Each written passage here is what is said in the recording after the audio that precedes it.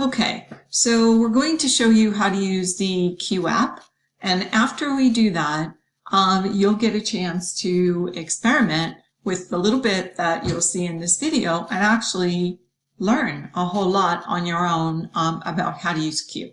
And at times, you'll find when you're working with programming and especially with robotics that the best way for your students to learn is to give them a little push and then let them experiment and try different things out. And they'll surprise you with what they're able to do with just a little bit of instruction.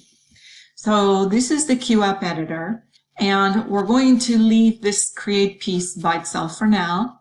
We're not really going to look at anything except this code piece, and we're going to keep it really simple. The Q app allows you to code in blocks like we did in Scratch, but it also allows you to switch to JavaScript and use a more sophisticated way of code where students actually type in text-based languages like Java or Python, except this one's JavaScript. It's fairly easy, but it allows your students to basically function at two different levels if you want them to. So the first thing we're going to do is we're going to sign in. To sign in, you need a Microsoft account. If you don't have one, you can create one. It knows that I have one, and it actually knows what it is, so I am just going to use it. It wants my password, so let's make it happy. And I should be in right now. Make sure you remember your password. Every once in a while, I really quite forget. So as I said, we're going to code. So I'm going to go into new program. I can also go in from my programs up here. Actually going through my programs. Now I have some programs already coded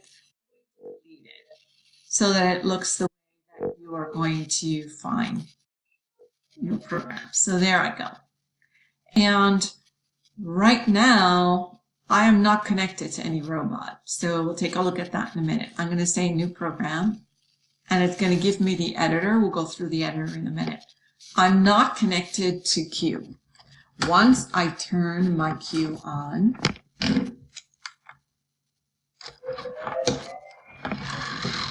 hopefully you hear him. What is up? Now I'm not connected to him, and yet he's on. So he's kind of looking around, and he'll make little comments now and then, simply because, well, I'm not asking it to do anything, so why did I even bother turning him on, right? So you hear him. I'm going to not connect right away so you can hear him complaining and getting smart with me. If I click on actions, you'll see the palette of different actions that you can take. I'm going to let you take a look at this on your own. I'm just going to give you a little push and then give you a guided experiment so that you can actually try this out on your own. So we'll start by telling you that whatever you want to have your robot do goes inside this start block. And go to actions, move, and I can have the robot move a given distance for a given speed. The distance is in centimeters, so I can use the slider and go to 100 or negative 100. I'm going to stick with the positive numbers and let you experiment and figure out what the negative numbers will do. But there I go. And the speed, if I wanted to be really high, again, I can use the slider, or I can type it in. And once I do, well, you just heard Q. He does sort of act a little bit like an adolescent. And the reason he's complaining is that, well, we haven't connected to him. So let's do that so that he stops being smart. We'll click on this button. And it will go and it will search for all the robots that are available in the room, meaning all the ones that are turned on with Bluetooth. And you will see several of them when we're in class. But I only have Karma, which is my robot. That's what I named it. So I'll connect. And now you'll see that he stops talking because now he knows that I'm going to give him a command in a minute. The code that you write is basically the commands for what you want your robot to do. So if I now just click on the Run button, much like the Start button in Scratch, Q is going to try to move at speed of 100 centimeters excuse me, a distance of 100 centimeters at a speed of 75. And it's as simple as that to get him to move. Now, I'm going to have him not only move, but I want him to turn. So I can change the angle.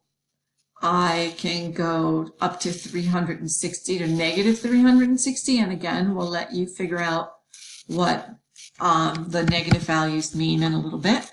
But here I go. I'll have him move for 100 centimeters at a speed of 75, turn angle 90, and I will repeat those actions 4 times actually.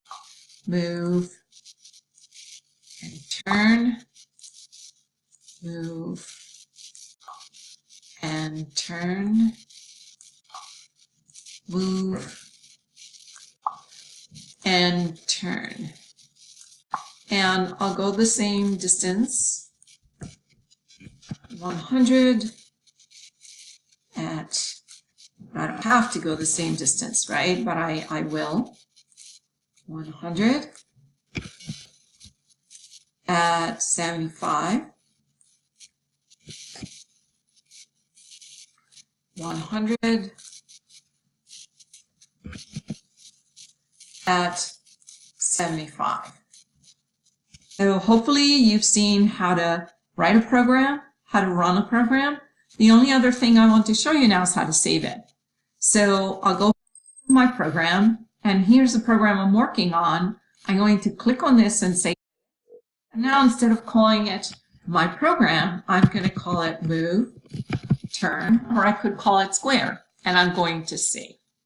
And that's pretty much how you create a program and run it in Cube. Thank you.